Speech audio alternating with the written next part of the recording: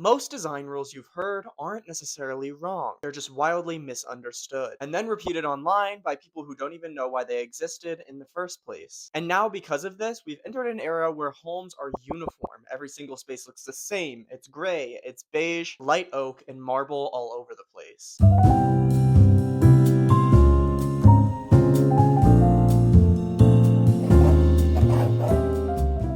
If you don't know, my name is Cooper, and of course today we're going to be talking about design rules. There are a lot of design rules out there in the first place, but the majority of them are largely unnecessary and oftentimes just misunderstood from the beginning. So today we're going to do something a little bit different. I'm not here to say that there are no rules at all, because there definitely are, but I'm going to try and explain to you guys what designers actually mean when they say these things, and why following them is one of the fastest ways to end up with a home that feels stiff, awkward, and vaguely like an Airbnb listing. Probably one of the most popular design rules out there is that every single thing has to match. And when people hear that, they immediately think same wood, same metal, same color temperature, same finish, and like same accent color. And that is not what designers or decorators are doing at all. That's what catalogs do. When designers talk about matching, we're talking about alignment rather than duplication. It's about asking the important questions. Do these materials live in the same family? Do they carry a similar visual weight? And are they telling the same emotional story? A lot of the times people throw out the advice, oh, add in some throw pillows, oh, add in some throw blankets, and the majority of people out there take that as adding throw pillows or blankets of the exact same color. And when you do that, you're damaging your space. It makes it boring, it makes it so uniform and expected. There's no tension, there's no contrast, and it just feels like you're in a hotel. For example, you can mix oak, walnut, and painted wood in one room, but only if they're all warm leaning. Because the moment you introduce a gray wash, cool toned wood into that mix, the room starts to visually argue with itself, and it starts to feel really, really weird. Matching is not about sameness, it's about compatibility. You guys know I love my analogies, so I just have to give you another one here. But think about it like you're casting a movie, right? You don't want every single actor in the movie to be dressed exactly the same. You want them to be believable, and it's gonna suddenly feel a lot like somebody's acting if they're all dressed in the exact same outfit. And the same thing applies to your home. Every single furniture piece or every single decor item shouldn't be in the exact same style, or else it just starts to feel like a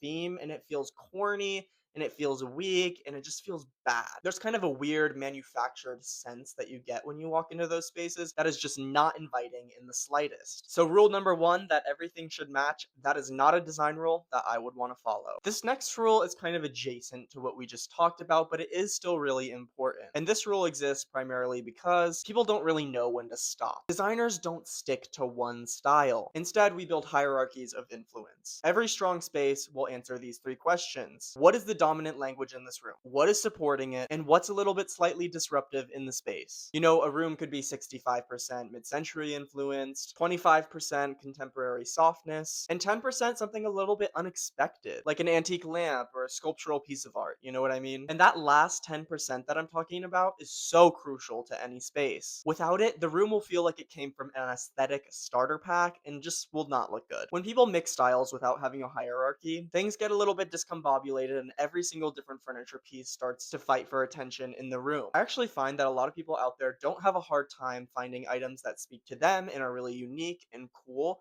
They just have a hard time organizing them in the space to make it feel designed and cohesive. And that's why it's really important to take into account that mix, or else it's just not gonna work. This next rule is something that I really want gone in 2026, and I really just don't want to hear it anymore because it makes me mad. Is it true? You know, it can be, but is it strictly true? Definitely not. People love to claim that neutral rooms are just so timeless. But neutral rooms are only timeless when they're doing something else heavy lifting. Because designers don't just rely on color to create interest. There are a lot of other elements that go into design. You know, contrast or material variation, texture, shadow, depth, things like that. Because a beige room can be timeless and it can be dead on arrival. The difference is just whether a room has a rough texture against a smooth one, or has a dark anchor grounding the room. You know, you need something reflective and something matte. What kills neutral rooms is when every single thing lives in the same middle zone. It'll have the same value, the same softness, and the same finish. But designers and decorators create intentional peaks and valleys, even if the space is a little bit more neutral. Because neutral isn't necessarily the absence of design, it's a restraint strategy that still requires a lot of decision making for it to look nice. Within the past decade, there's been this narrative that neutral spaces are so easy to create and so automatically beautiful,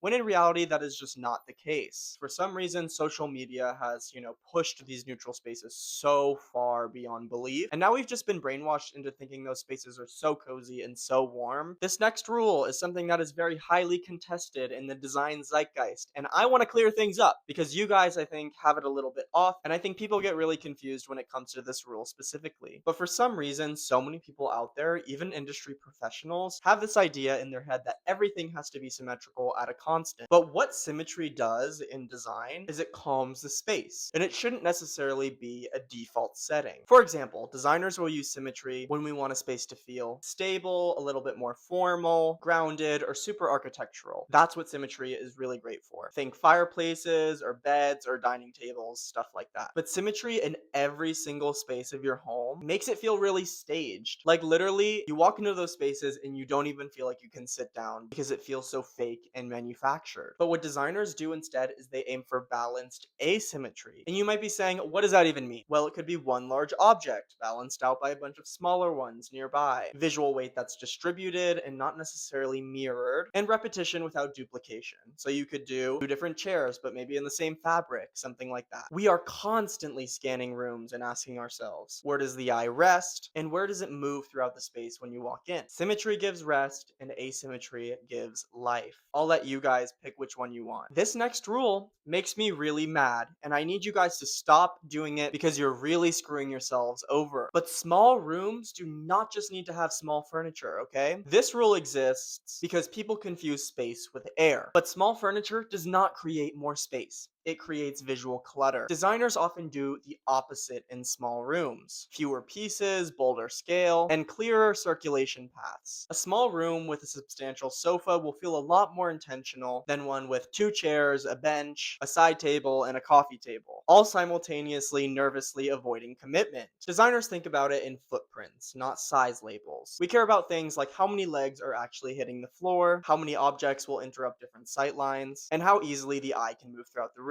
Small rooms don't need small furniture, they just need fewer decisions, and that's one of the reasons why I really love small rooms. So if you guys are wondering why your small living room in your studio apartment is just not working, you might want to consider your ugly velvet love seat from Wayfair, because I can guarantee you that it's definitely ruining the space. The next rule we're going to be talking about might be a little bit controversial for the fact that I talk about this a lot, and I might be contradicting myself a little bit here. This rule is technically true, but it's a little bit incomplete. Designers don't just ask themselves, do I really, really love this, okay? We ask ourselves, what does this object need in order to survive in this room? And so the rule, if you love it, you can make it work, isn't necessarily always true. Because love without context creates chaos. And here's what people often fail to realize. An object can be beautiful and still be visually homeless. When designers consider an item like this, they're asking questions like, does this piece need some negative space around it? Or does it require contrast to work properly? Is it meant to be isolated in the room or integrated into something else? That's why a stunning chair can look incredible in a showroom and completely wrong in your living room. The chair didn't change, but the environment the chair was in did. And designers don't just buy things in isolation.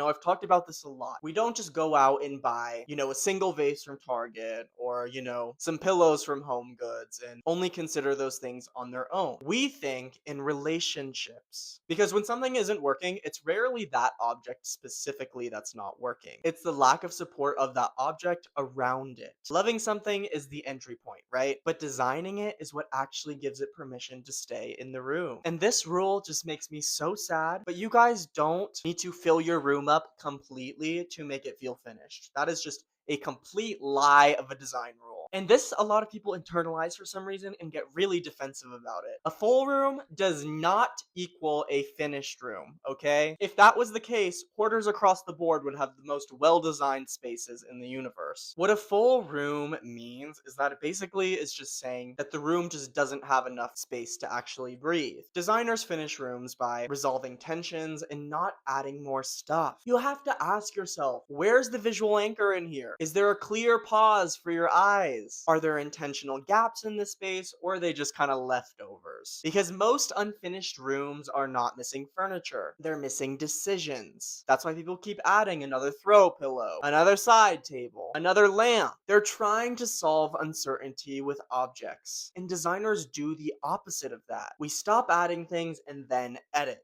Empty space is not a failure. It's a way to frame the room. Everything is filled in the room. It's not going to feel intentional. If some things remain left out that aren't as significant to you, what remains will actually feel chosen. The next rule that I wanted to talk about is the everything needs a purpose rule. And this often gets weaponized against personality. Yes, designers and decorators alike care very deeply across the board about the function of the items in the space. But function is not just something that's physical. It's also deeply emotional. When we design spaces, we allow for things like an awkward object, or sentimental things like family photos, or even small things that just exist purely for the atmosphere, because those exist too. Homes are not productivity tools. Let's get that straight. Yes, they can aid in maybe making you feel more productive, but their primary function is to serve as an environment for memory, routine, and mood. If everything in your home has to justify itself logically, the space is just going to feel sterile. The real question that designers ask is, how does this item contribute to the way the room feels? That's a purpose most people never think to actually measure.